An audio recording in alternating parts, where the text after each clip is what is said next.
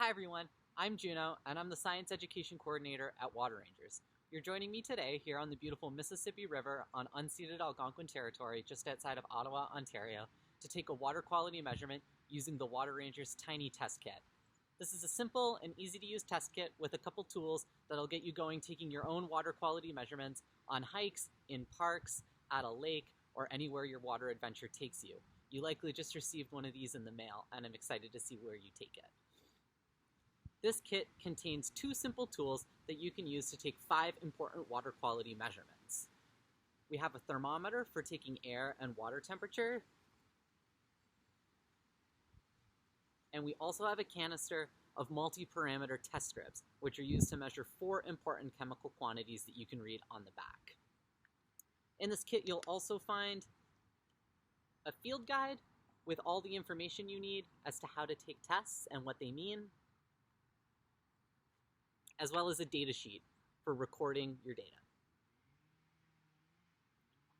So I'm going to get started and lead you through a real water quality observation using this tiny kit with some water that I just collected out of the Mississippi River.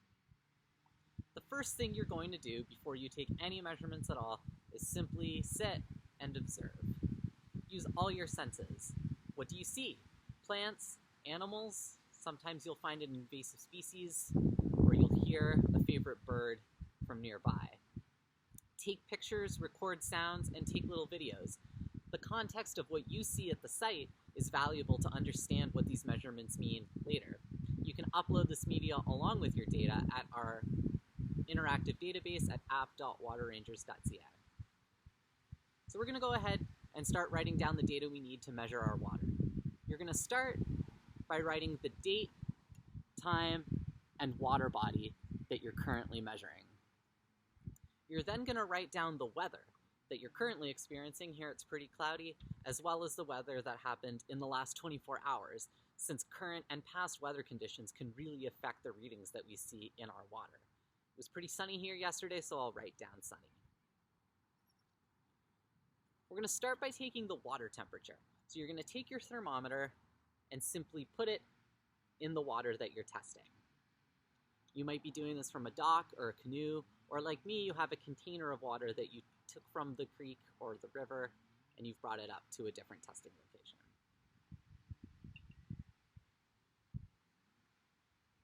The water's pretty cold. It's about 17 degrees. That's chilly for this water, but expected to be happening as fall goes on. So you're going to dry off this thermometer and leave it in a shady spot to rest and measure air temperature while you're busy with some other measurements. So next, we're going to use our multi-parameter test strips to test 4 chemical quantities of the water.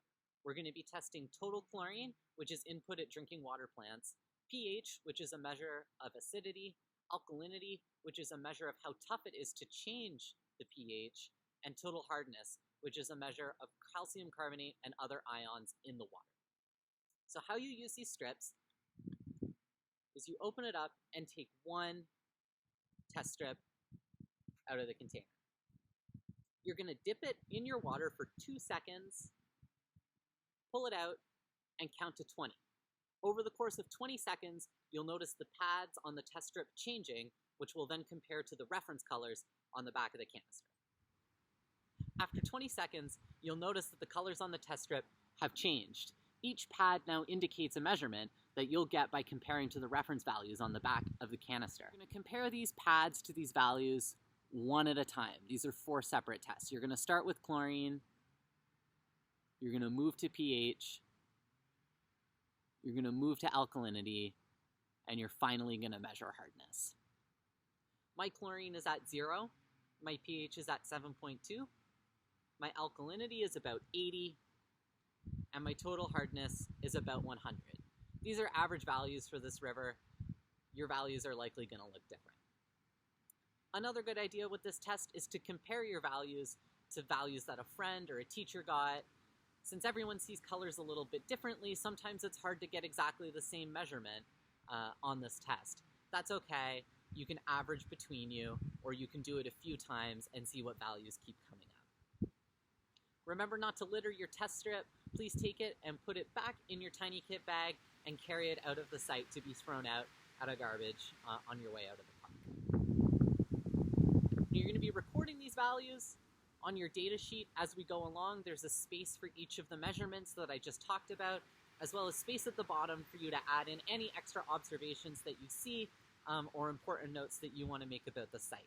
As I said at the start of this video, remember to take pictures, audio clips, videos, and upload those along with your data at app.waterrangers.ca, since that helps give a much richer picture of the site and the experience that you had.